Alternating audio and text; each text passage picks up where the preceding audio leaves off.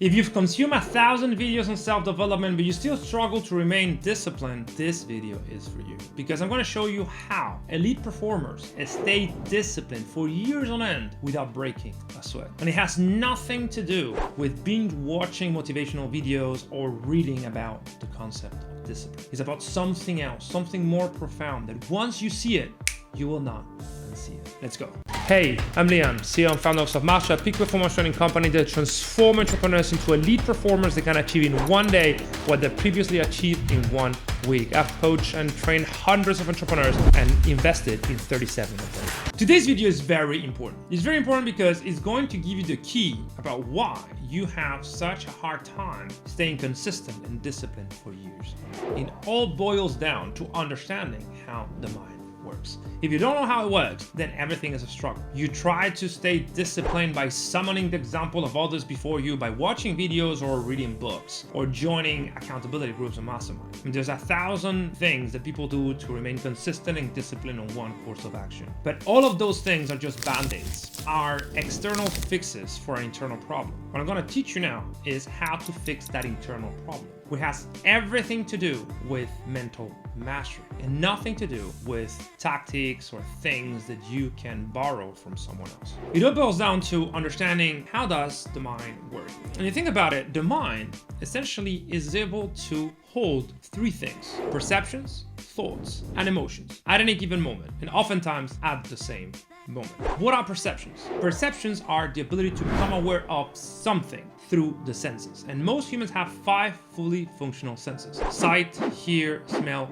touch, and taste. That is a perception. Now, what is a thought? Thoughts are ideas, belief systems, and essentially lens that you use to interpret your reality, to understand yourself and the world. These thoughts can come from a perception, either conscious or unconscious, and they have a clear impact on how you live your life. This is when they say that the quality of your thoughts will determine the quality of your life. That means that if you have a good lens through which view the world, you will have a good life, and vice versa. And thoughts can give rise to emotions, which are neurophysiological states of the mind that can create behavior. Right? These 3 things, perception, thoughts, and emotion, is what constitutes your mind. There's nothing else that can go in your mind at any given moment. It's either a perception, a thought, an emotion, or those 3 at the same time. But here's the kicker.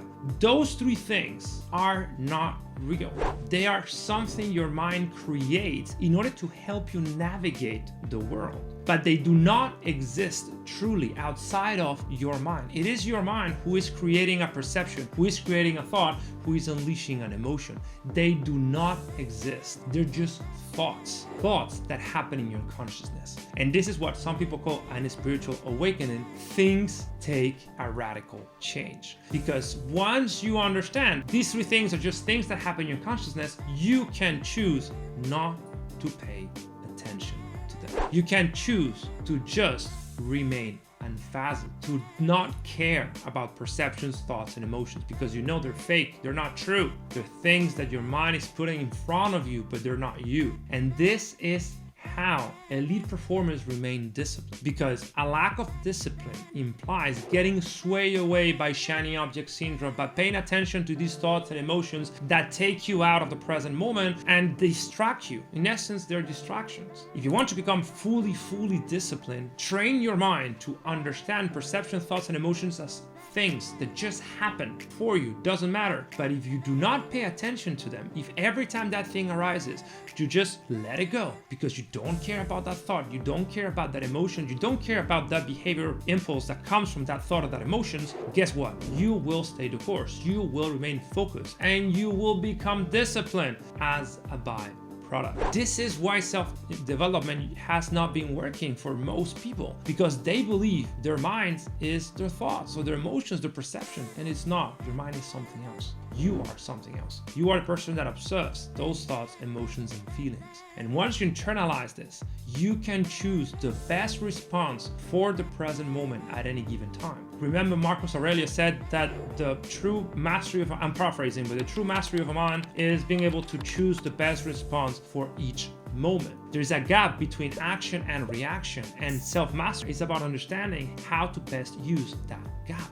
But the only way of using that gap is understanding that a reaction is something you can choose, not something you experience. And you choose it because you know that you are in control. Because those thoughts and those emotions and those perceptions are objects, are thoughts of your consciousness. They're not things that are real. So you can choose to pay attention to them, but don't do it. And now, how can you train yourself to do this? This is super powerful, guys. I hope you're really understanding what I'm trying to say here. Well, before we dive deep into that, comment if you have ever seen this, if you've ever heard this before, if you've ever tried to see thoughts, emotions, and perceptions as objects and not as subject, not as who you think you are. Now, the best way to train this is through meditation. Because meditation is the conscious act of observing your thoughts, of giving yourself the ability to see yourself from a detached perspective, and then make the decision of choosing thoughts, emotions, and perceptions that truly serve your goals and needs, not necessarily the goals and needs of others. So meditation is a keystone habit, but not because of what most people say, that I just get relaxed and I'm able to sleep better and I lower my stress response. That's all good, of course, but the most important thing is that it gives you perspective on who you are,